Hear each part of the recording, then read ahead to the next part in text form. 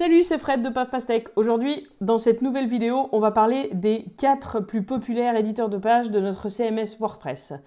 Avant cela, n'hésite pas à cliquer dans la description.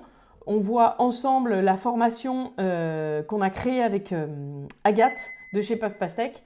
Crée ta présence digitale en 21 jours.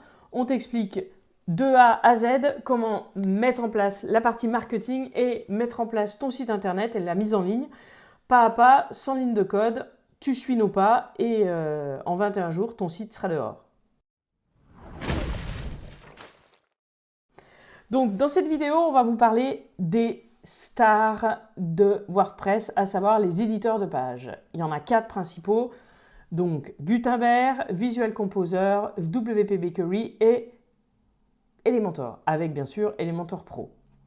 Donc dans cette vidéo, on va essayer de vous montrer les avantages, les inconvénients, les différences de prix, mais également les performances par rapport à la mise en ligne d'un site. On va voir tout ça. C'est parti! Donc, on va commencer par Gutenberg. En fait, c'est plus simple, étant donné que quand vous installez un WordPress, c'est l'éditeur de base qui s'installe avec WordPress. Donc, quand vous installez WordPress, il vous installe ce thème, le 2024, où ça dépend quelle année vous l'installez. En fait, vous aurez un thème différent. Là, en l'occurrence, moi, je l'ai installé aujourd'hui. Du coup, c'est le 2024. Il ressemble à ça de l'extérieur. Donc, on est sur des types de rangées avec du titre, du sous-titre, un bouton, de l'image. C'est des blocs assez simples. À l'intérieur, donc voilà comment ça se compose. En fait, là, je vais juste faire afficher mon éditeur. Donc, j'ai mon bloc, mes colonnes. Là, tout à l'heure, j'ai rajouté du texte. Là, j'ai pris un thème basique. Là, je suis en train d'éditer le thème. Je viens sur les choses, j'ajoute, je modifie. Titre, paragraphe, image. Je peux mettre n'importe quoi. Bref, c'est simple pour les modifications de base. Donc, vous rajoutez du contenu.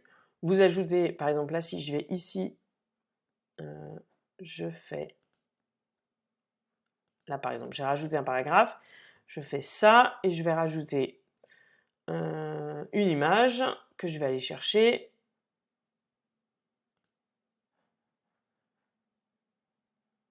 Hop, je la rajoute et ça me la rajoute sur mon éditeur.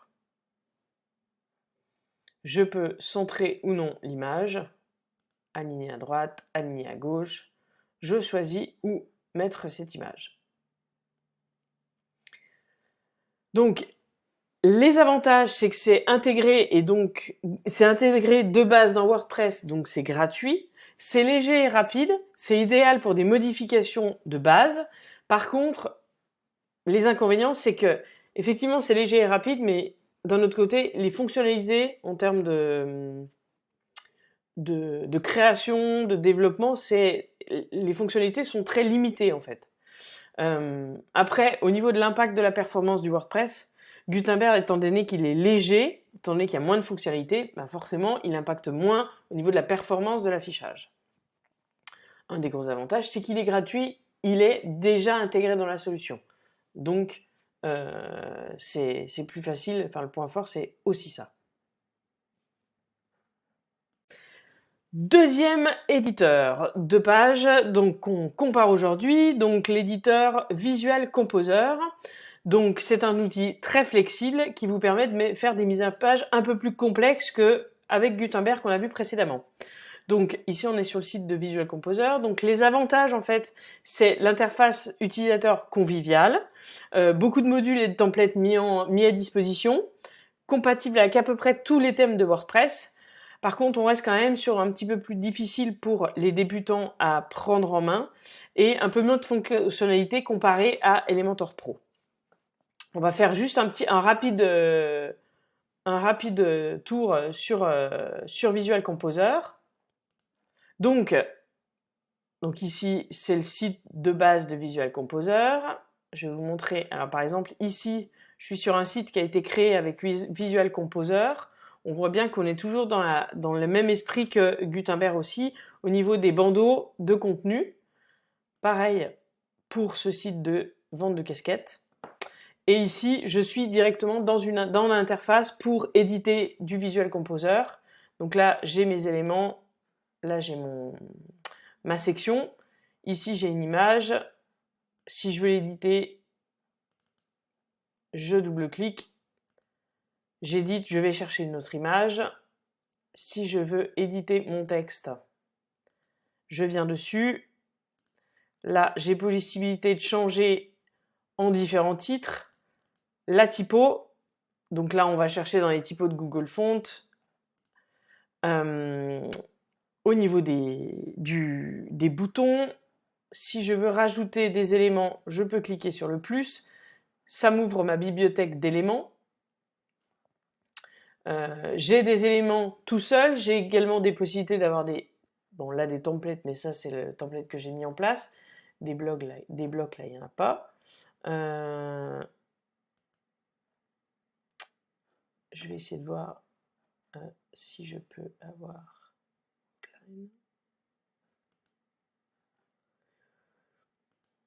Voilà, je peux possibilité de rajouter des colonnes dans ma rangée, de modifier la dimension de mes colonnes. Enfin, on reste, c'est un peu plus, c'est simple d'utilisation, un peu plus, ça apporte des nouvelles fonctionnalités par rapport à Gutenberg, mais ça reste encore simpliste. Donc, au niveau de la performance, ça j'ai pas parlé, au niveau de la performance pour le site, généralement en fait Visual Composer est bien optimisé, mais comme pour Elementor et comme pour WP Bakery, en fait, plus vous allez rajouter des fonctionnalités, des modules par-dessus, plus en fait la charge va être importante et plus le site peut effectivement ramer. Au niveau du prix, j'étais l'autre fois, donc là, pour une année, en fait, de base, il y a une version gratuite pour Visual Composer, et après on monte dans les tours. La version gratuite, vous avez du drag and drop, vous avez plusieurs fonctionnalités, et le reste c'est du payant. Donc pour débloquer le payant, vous commencez à, donc normalement c'est 49 $, jusqu'à 349 pour l'année. Donc pour un site, et ici je crois qu'il y a pour 1000 sites.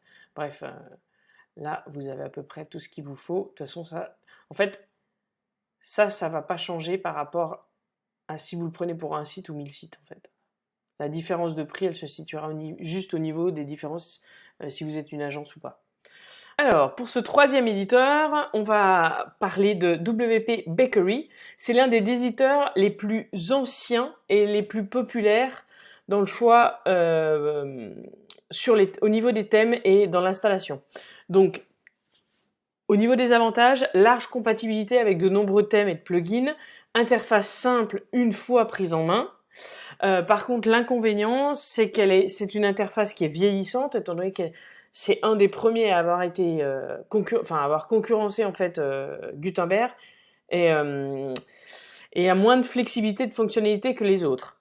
Par contre, je vais vous montrer juste un petit aperçu de ce que ça peut donner. Donc ici, on a un design, donc pareil, ça marche exactement de la même façon. On est sur des rangées et à l'intérieur sur des colonnes.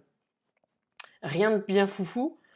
Un deuxième, juste pour vous donner un ordre d'idée de ce qui peut être fait avec du parallaxe, des images, des colonnes. Ici, on est sur de l'actu. Et ici, c'est pareil. Pareil, on reste sur quelque chose de typique. Hein. On va pas sortir des clous. Ici, je voulais installer pour vous montrer.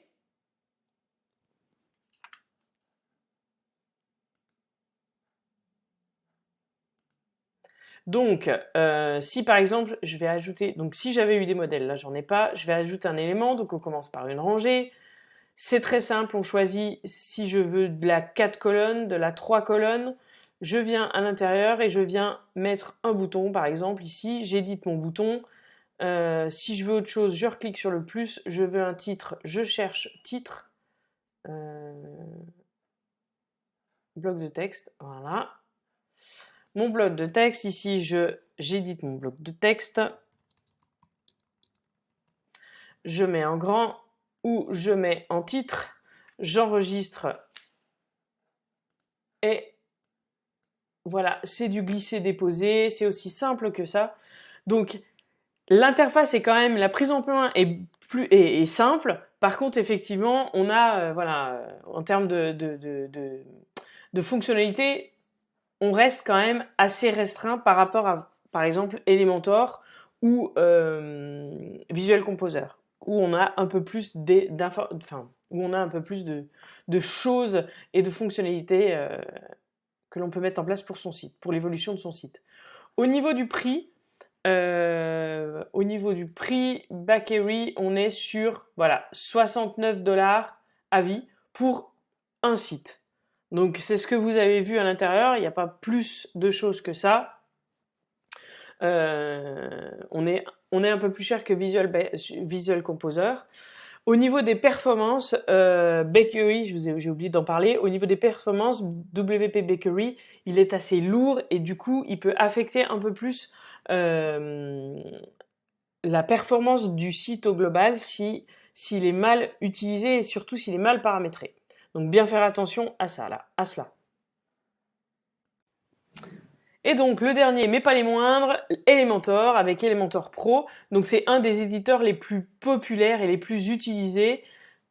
On va voir pourquoi. Donc interface intuitive et facile d'utilisation, large choix de templates et de widgets, fonctionnalités avancées comme pour le Theme Builder et le Pop-up Builder.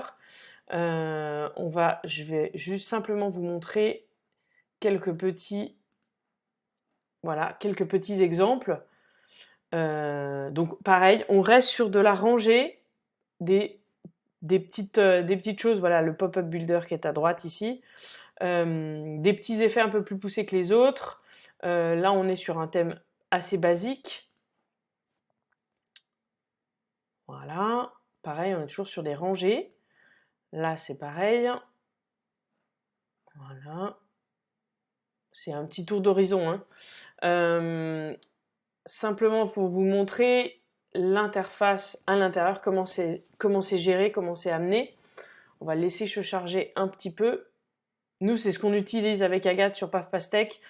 Tous les sites que l'on crée, on utilise Elementor et Elementor Pro. Donc pareil, on est toujours sur des petites histoires de rangées avec de la colonne. Ici, gestion de la colonne. Par exemple, je me mets ici. Tac. J'ai 2 colonnes. Si j'en veux une troisième, je clique, j'ajoute une nouvelle colonne et du coup, ça se remet. Je veux à nouveau une autre colonne, je rajoute une nouvelle colonne et je rajoute du contenu dedans en cliquant sur le plus. Ici, j'ai tous les éléments, donc les titres, les images. Si je veux une boucle d'articles à l'intérieur, ça par exemple, c'est des éléments qu'on n'a pas sur les autres builders, qu'on est obligé d'aller chercher en plus en rajoutant des widgets. En tout cas, ça l'est pas ni sur Gutenberg ni sur WP Bakery. En tout cas, c'est moins facile à mettre en place que sur Elementor. Donc la map, les séparateurs, les espaceurs, les différents types d'affichage de publication, des diapositives, les avis, les appels à actions, les tables de prix. Donc beaucoup plus de fonctionnalités que les autres éditeurs de pages. Après, au niveau des inconvénients, c'est que on peut rajouter d'autres extensions pour styliser un peu plus les pages pour styliser un peu plus les fonctionnalités qu'on a déjà. Par contre, ça devient un peu plus coûteux et en fait, ça peut être parfois, le plugin peut être parfois un peu lourd selon ce que vous rajoutez. Elementor, normalement, l'impact sur la performance, c'est qu'Elementor reste quand même bien optimisé, mais si vous rajoutez des éléments en plus, ça alourdit le site. Du coup, ça alourdit l'affichage de vos pages, du coup la performance. Mais bon, normalement, si vous faites ça comme il faut et que vous centrez uniquement autour d'Elementor, Elementor Pro, normalement, vous n'avez pas à rajouter, par exemple, Elementor Pro vous permet de mettre en place un formulaire. Comme ça évite de réinstaller des formulaires de plugin à côté de votre plugin d'éditeur de page. Au niveau du prix, donc Elementor, alors hop, Elementor, vous pouvez l'installer tout seul, mais mais pour pouvoir avoir la globalité de toutes les fonctionnalités, le mieux est d'installer avec Elementor Pro. Donc nous, on va juste aller là-dessus. Donc en fait, pour un site, vous êtes à 59 € par an. Toutes les fonctionnalités sont dedans. Le reste, c'est pour d'autres fonctionnalités. Mais le basique, c'est 59 € par an. Donc ça reste quand même accessible. Vous l'aurez compris, nous, avec PavPastech, on utilise Elementor et Elementor Pro. On fait attention de ne pas mettre trop de plugins pour éviter d'alourdir la performance du site. Donc d'optimiser toutes les images et de faire en sorte que ça roule, quoi. Donc, à vous de choisir quel éditeur choisir par rapport à ce que vous recherchez, par rapport à ce que vous voulez mettre en place. Si vous cherchez un outil puissant, flexible, intuitif, forcément, nous, avec Agathe, on va vous pousser vers Elementor, Elementor Pro. Son interface, elle est conviviale, fonctionnalité avancée. En fait, par rapport à ce que vous cherchez, par rapport à ce que vous souhaitez créer, on va vous diriger plutôt vers effectivement Elementor, Elementor Pro. Après, avec ce que je vous ai expliqué selon les différents éditeurs et les différences de sites, vous pouvez opter pour l'un ou l'autre des éditeurs de pages. Ça va être par rapport à votre projet et par rapport à ce que vous souhaitez en faire et aussi par rapport à votre budget. Voilà, on a fait un peu le tour de tous des éditeurs principaux de pages chez WordPress. En tout cas, comme je vais le répéter à nouveau, je sais, je vous en ai mis une pleine tête, mais nous, avec Agathe, PavPastech, on utilise d'abord Elementor, Elementor Pro. Alors ça y est, normalement, vous avez la réponse à quel éditeur choisir. On a parlé de ces 4 éditeurs les plus populaires. Maintenant, à savoir par rapport à votre budget et par rapport à votre projet, lequel vous va le mieux. Vous allez trouver, je n'en ai aucun doute. En tout cas, nous, chez PavPastech, on privilégie Elementor et Elementor Pro parce que c'est plus puissant, plus de flexibilité, plus facile d'utilisation et qu'il y a quand même pas mal de fonctionnalités qu'on ne retrouve pas sur les autres. En tout cas, j'espère que cette vidéo vous aura plu. N'hésitez pas à laisser un commentaire ou si vous avez des questions, à nous contacter. Laissez-nous un pouce et abonnez-vous. On se retrouve la prochaine. Ciao!